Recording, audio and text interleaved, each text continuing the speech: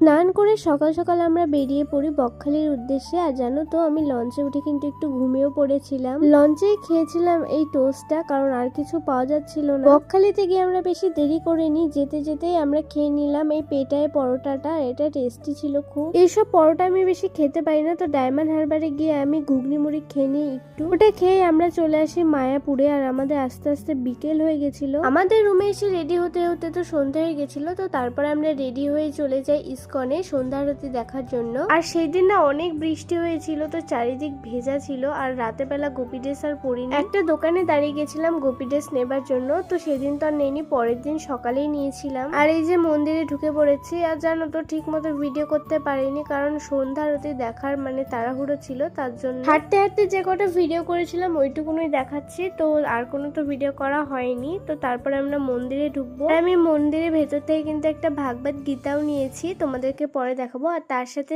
আরো 3টে বই নিয়েছি। রুমে আসার আগে আমি নিয়ে এসেছিলাম ভেজ বিরিয়ানি কিনে, কারণ ইচ্ছে ছিল ভেজ বিরিয়ানি খাবো, তার জন্য আলু নিয়ে, সোয়াবিন নিয়ে আর একটু পনিরের টুকরো নিয়ে একটা দুর্দান্ত বাইট বানালাম। খেতে তো একদম অসাধারণ ছিল, কোনো কিছু বলার নেই। আমাদের সাথে যারা যারা গেছিল তার মধ্যে কিছু জন তো আমিষ খেয়েছিল, চিকেন টিকেন মাছ এগুলো সব খেয়েছিল, কিন্তু আমি আর মা ভেজি খেয়েছিলাম। কৃষ্ণা।